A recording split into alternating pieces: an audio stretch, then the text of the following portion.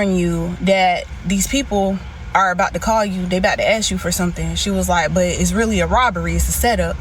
And, you know, they're going to try to unalive. So I decided to come on here and tell my story about how my ex tried to get me unalived.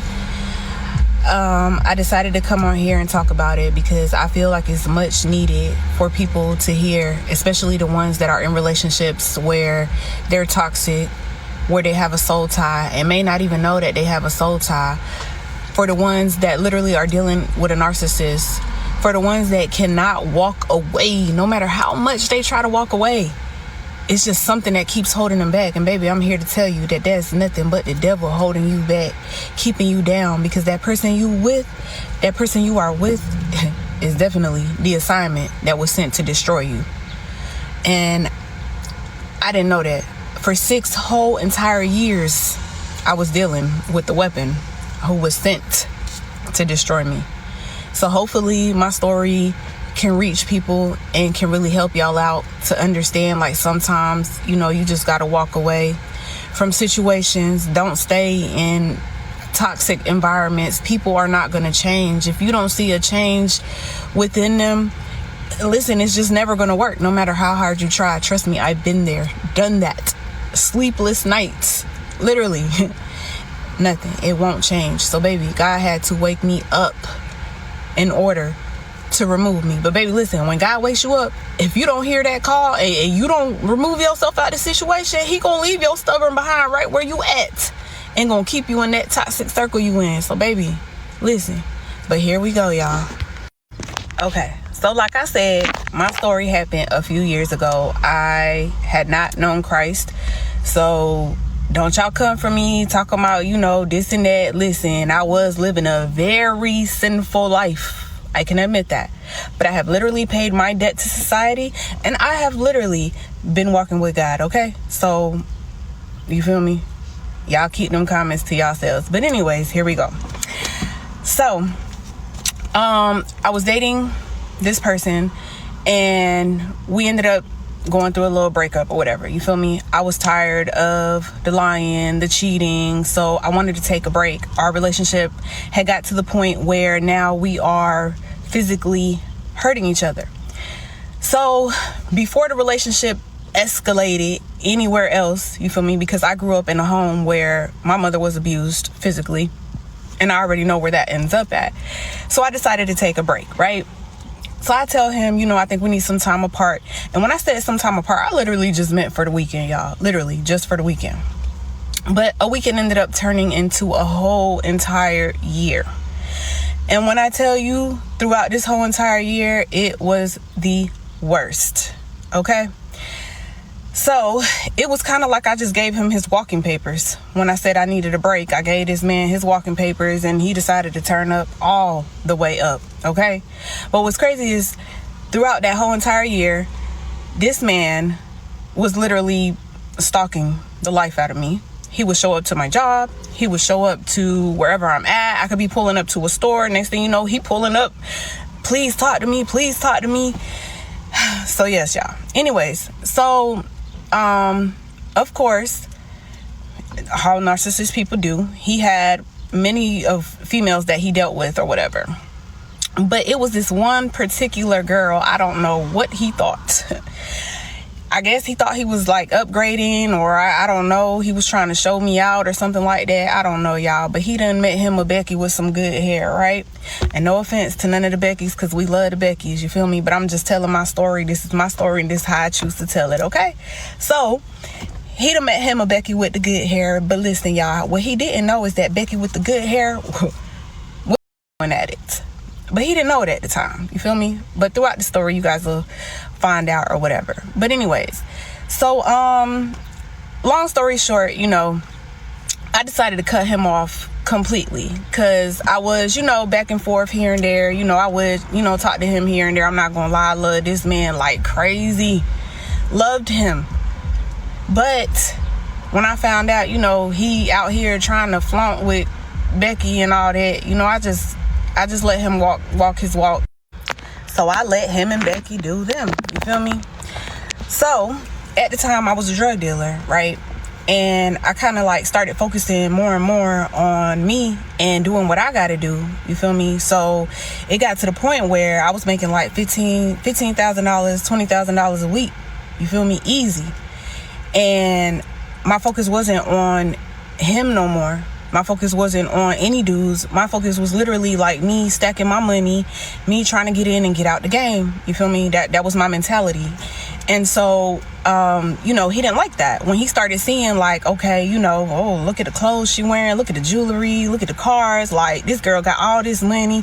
I ended up quitting my job, how good the money started getting. And so he didn't like that. So of course the jealousy kicks in, and now he's out here trying to compete with me. So what he thought was that, Becky can get him deals with people and as far as the drugs or whatever, you feel me? So he start trying to like do his own thing or whatever, basically competing against me, which I don't know, why are we in a competition for? It's kind of confusing, but hey, it is what it is. But yeah, so he started trying to, outdo me. But when you're dealing with a narcissist can never outdo you in anything. You feel me? Because they just don't have the mental capacity to do anything right. And that's just facts. And I'm not even talking trash. Like, that's just facts. And everybody knows that. So anyways, he couldn't be trusted because he was grimy. He would do people dirty. And at the end of the day, what he didn't know was that even though Becky was doing these deals for him, Becky was stealing from him the whole entire time. Literally. Taking his product, using his product, and the money she was making, she was pocketing some of the money. So at the end of the day, what you thought was an upgrade, and the Becky you thought that was going to help you, Becky was literally bringing you down. And that's what's so crazy. Like, people think they can get in a relationship with somebody and that can be their partner, not knowing their ethic. Like, wow. Like, but I wouldn't even expect this. If he was a narcissist, he clearly vetted one as well. Right. But I definitely saw this coming. That's why you say, like, narcissists don't have the mental capacity to win, instance, because they just, like, look who we found. Like, they don't even have the capacity to literally find somebody that is actually good for them.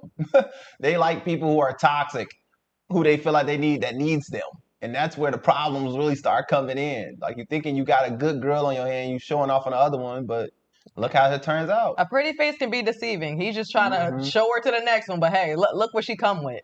Right. But yeah, and then on top of that, I mean, he didn't know that she was using as well, but it's really hard to trust somebody that's doing that. How don't you know that, though? Like, that's a serious type of, you know what I'm saying? Yeah. He ain't know, and he's a dealer. Like, come on now. Dumbass dude knew. He just thought, he can control it. Clearly. I mean, he thought, some people just think that they won't do that to me if I threaten them or whatever. Yeah. Clearly, y'all just don't understand addiction. Completely. So once he started finding out that Becky was his downfall, this one he start trying to like come back around and and I'm like, no, I don't want to hear that. I don't want to hear none of that. Like, that's what you chose, that's the life you live, stick to that. So it got to the point where now he want to play big boy games, right? And he want to try and get me set up, right? Because he knew, like, dang, I done messed up, I can't come back to her. And he knew, y'all, that I would give him anything. When I tell y'all anything, I done bought this man cars, clothes. Like, he knew the lifestyle that we was living. You feel me? So he wanted that back. And by all means, he was going to try to get it back. So at this point, he done had a whole conversation in front of Becky and her homegirl. I don't know, he was talking to some people or whatever. They were trying to set me up. So he was basically setting up the whole little robbery on the phone or whatever. And so Becky and her homegirl were in on, like, they were listening to it the whole entire time. So the crazy part is that Becky and her homegirl used to cop from me. Yes, y'all. This is all crazy. Literally. Because that's how he met Becky, was because I used to serve somebody she knew, and y'all already know how the story go, and blah, blah, blah. So basically, the girls, they were copying from me. And so it got to the point where, and now everything that I'm talking about is completely different, because I know y'all confused when I'm saying, like, she was doing deals and all that, but you feel me? Whatever she used was on her own time. Whatever I sold was something completely different. So yeah. So basically, they used to cop from me time to time or whatever. So the friend, Becky's homegirl, she genuinely was cool with me. You feel me? Like, she knew I wasn't a bad person. She knew what was going on the whole entire time. Like, she would talk to me here and there and let me know, I'm not a part of whatever they have going on, and you cool with me. Like, I don't want you to feel no type of way. And I'm just like, girl, it's cool, because at the end of the day, for me, business is business. You feel me? Like, I'm none of that. I'm not mixing business and pleasure. You feel me? And at the end of the day, I'm not about to sit here and be mad or you feel me, going at it with somebody like that's a drug addict. At the end of the day, I'm just not doing that. You feel me? I'm better than that. So definitely, you feel me, it was strictly a like you copping for me type of relationship, and that's that. But we was cool, because I was never a bad dealer. Like, I wasn't no gangster and trying to like do this and do that. And I was cool. You feel me? I did what I had to do, and that was that. So anyways, so basically, Becky homegirl literally calls me one day, I guess when the whole conversation was being spoken about setting me up. So the homegirl calls me one day and she's like, hey, I just want to warn you that these people are about to call you. They about to ask you for something. She was like, but it's really a robbery. It's a setup. And, they're going to try to unalive you. So when I hear this, I'm like, what?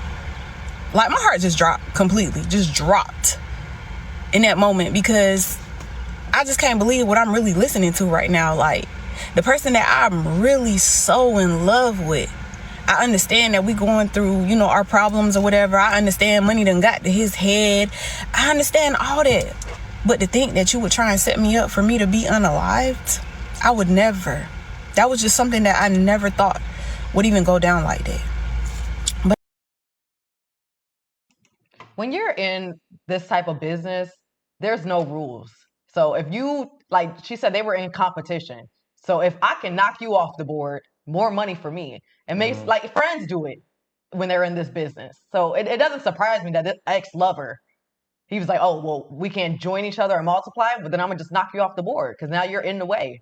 Love blinds us all, but never let that be the reason why you think this person can't do something so crazy like this. Don't put it past them. If they are able to, cheat on you, harm you, mind you, she said they were in a relationship where that stuff was happening, that, don't put it past them. If they're able to do that, they will take it the farthest. Right. So I know it hurts, but I know somewhere in the back of her mind, she was like, I could see that. I could see him doing that. And I'm glad that the friend said something to her, even though, she's best friends with the girl that he's now dating. I'm glad that she didn't let that blur, wrong from wrong. And she let her know, like, hey, like, be on the lookout. Because at the end of the day, no matter how mad you are at someone, nobody deserves for their life to be taken. Yeah, something you should expect when you date a man that's taking shortcuts in his life. He took a shortcut to success. I don't want to say a success, but to the money. Don't be shocked if you take a shortcut to get you out of here. What I mean? There's a lot of ways you can get people off the board without even having to take their lives. You could have called the police and set you up. You could have done all those things, but the quickest method is typically what he tends to take. So, I mean, it doesn't shock me. You just got to know your people, know the people around you. I don't put nothing past nobody, even blood. Y'all got to know that. okay. But at this, in this moment, I'm taking heed to it, because, like, anything can happen. So in this moment, okay, so at this point, I get off the phone with her, and no sooner than I get off the phone with her, y'all, I received that phone call. And it was from, one of my fiends or whatever. But the crazy part was that he asked me for an amount that he has never, ever asked me for. That was red flag number one for me. You feel me? Like, I'm like, okay, so this real. Like, they really trying to do this. So I'm like, all right. So I'm like, why you playing on my phone, though? Like, you never cop nothing this big. And he's like, no, I'm for real. Like, I done got some money, me and my homeboy, we done put some money together, blah, blah, blah. So I'm like, all right. I said, well, I'm gonna call you back, give me a few. Okay. So, when you live in that lifestyle, you feel me, especially being a female, like, you can't show no fear being in these streets. Because the minute you show fear, like, that's when people gonna start stepping on your necks and all that, you feel me? And again, like I said, that was the old me completely. My mind was in a different state of mind. I don't know what I was trying to prove, but I literally, was just like, okay, cool, whatever. So at this point, I call up one of my big dogs or whatever, and I tell him what's going on. I tell him what the girl said to me, and then I tell him that the dudes actually called me or whatever. So he like, listen, this is how we gonna play this out. He like, you're not going over there by yourself. He like, I'm about to send the runner over there, and you feel me, the runner gonna go with you. He was like, but you feel me, I need you to be strapped up, and you know, I need you to show them that you mean business or whatever. So at this point, I'm like, all right, cool. So I wait for the runner to get there or whatever. I call the people back. I'm like, yeah, I'm gonna come through. But we don't even go in my car at this point. And this, you know, we in the runner's car at this point. So he got on his shiesty mask and everything. You can't see his face. You don't even know what color he is, none of that.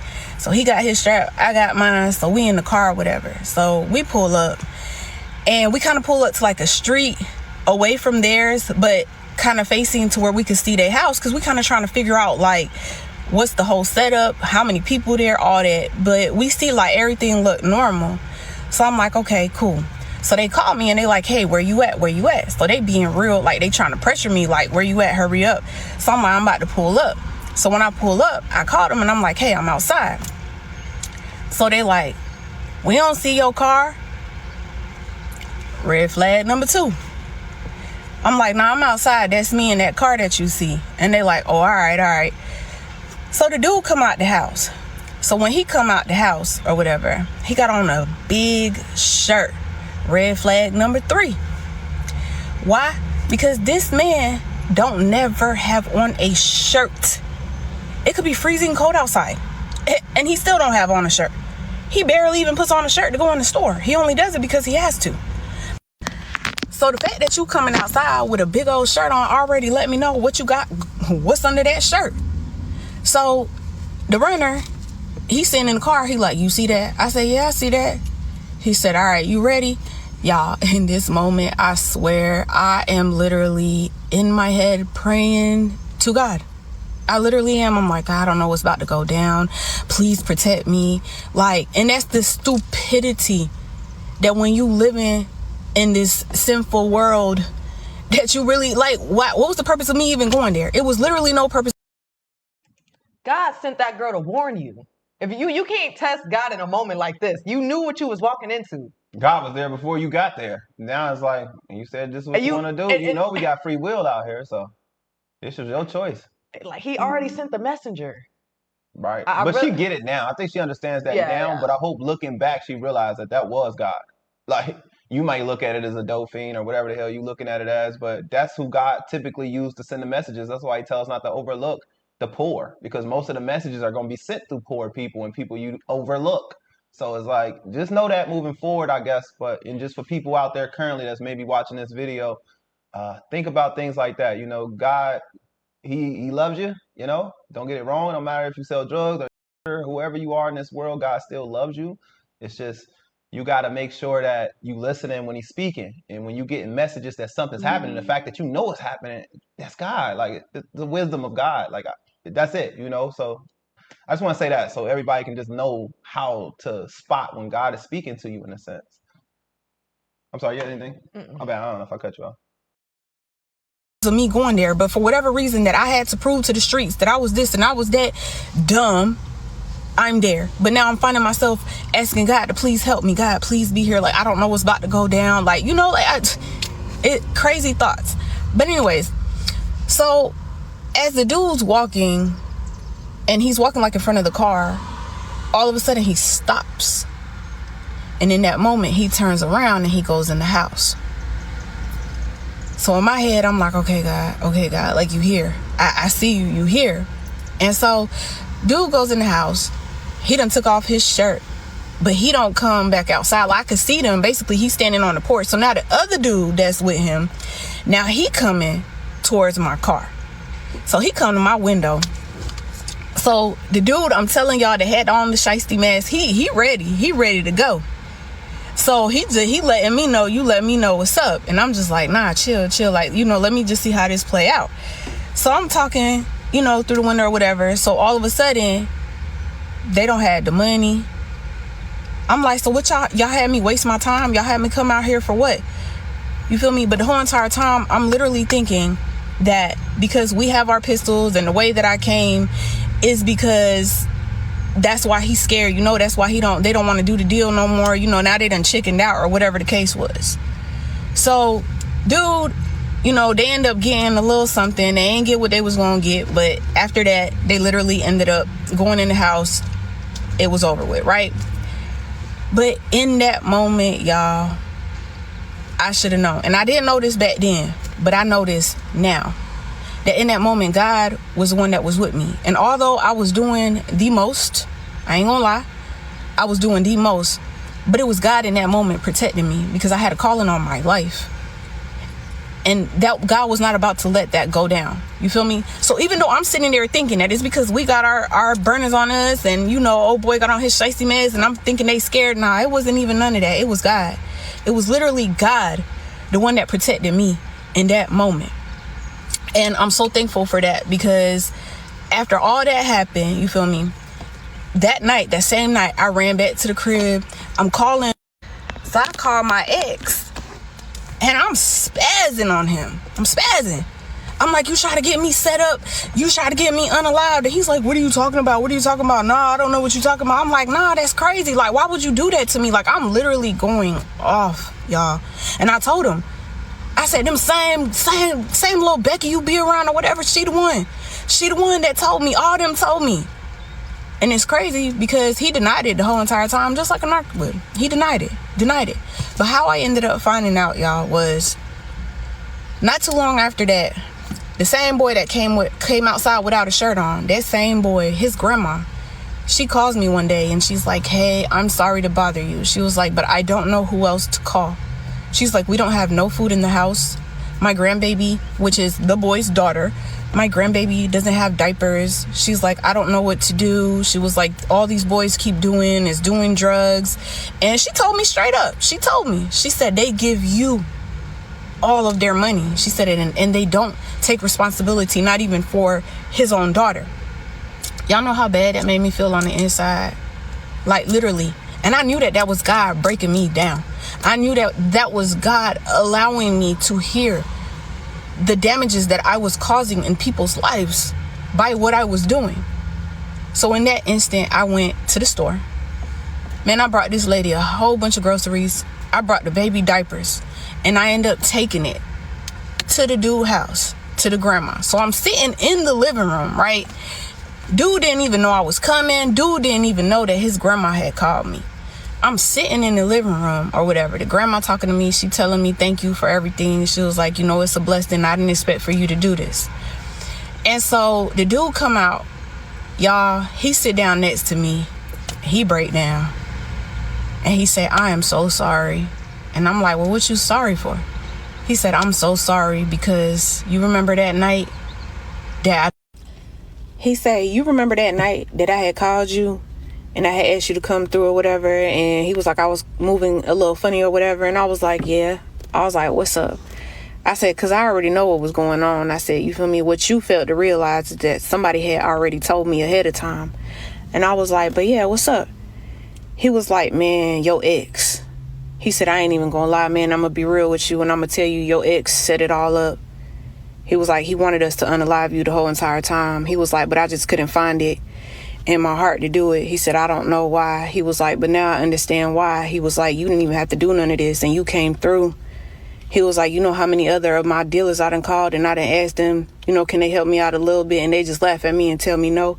He was like, you the realest one that done ever did this for me, and I appreciate you. He was like, and I'm genuinely sorry that went down like that. He was like, but I just want you to know, that it was your ex behind it all along. Listen, y'all. It's crazy. It's crazy to know that I was about to be unalived. Literally, over money and over drugs. That's how much my narc loved me. Literally, that's how much my narc loved me. The man that I was sleeping with for years was the same man trying to set me up to unalive me over money and drugs. It's real out here, y'all. Really pay attention, because the devil knew he couldn't get me any other way. But he knew he could get me through that soul tie that I had. And y'all gotta shake that. Y'all gotta shake that off. Y'all gotta be stronger than that, and y'all got to fight. I know that y'all love whoever y'all with, but baby, sometimes that is the assignment sent to destroy you. And y'all need to realize that, and y'all need to wake up. Because literally my assignment was about to destroy me, but God said, no, sir, not this one. And I'm here sharing my story with y'all so y'all can know that a lot of times we be hearing there'd be females setting dudes up, but in my case, it was my dude who tried to set me up. And life is real out here, and life is too short and too precious, and y'all gotta love yourselves, and sometimes you just gotta walk away from that assignment. Whew, this is a powerful testimony, and I hope y'all are listening, because just like I told y'all in the beginning of the story, God sends these messages through the people that you will tend to not listen to because of the decisions they make. All right, this is still a powerful testimony. You can hear God speaking through this situation. It's something we can all learn from it at the end of the day. You could tell that it was, and you know what I'm thinking though about the guy a little bit? I'm thinking that maybe he was on drugs. Maybe he had an addiction or something, because there's no way you can't see it. It's like people who don't smoke, and you could tell who do and who don't. You know what I'm saying? It's just like, there's no way you can't tell the difference. No offense, especially when it's that type of, street. We can't say too much of that on here. They won't even let us play the video. It's weird. But y'all get what I'm saying. You just gotta, trust in God at the end of the day. This is a powerful testimony, and I respect her for actually coming out and being so transparent and vulnerable with us, even though she don't have to be at all. It's just the next woman, the next man should be able to see this story and realize, like, man, this ain't where it's at. And he right, man. Like, God was really renewing him at the same time. So it's crazy. You can see God living through all of this, even through the guy who tried to follow through with the setup. He ended up having a change of heart because of, look what God did for him. God blessed him for having that change of heart too. So it's like, whew, man, this is powerful. I don't even know. I don't want to talk too much into it. We usually talk about this type of stuff more on the Patreon and stuff like that. But I'm gonna leave it at that for this one. Shout out to the storyteller. Much respect to you, and I hope you're doing much better in your life right now. Yes, thank God that she survived this and that she got that warning. Also, the fact that, Jesus also ate with his enemies. So the people that can ride for you the longest, like she said, she's been with this man for so long. The devil can use people around you at any time. And, that discernment that she had, whatever made her step away from him from a year, that was needed. God put it on her heart that this is enough. You need to focus on yourself. And still then the devil was still trying to attack.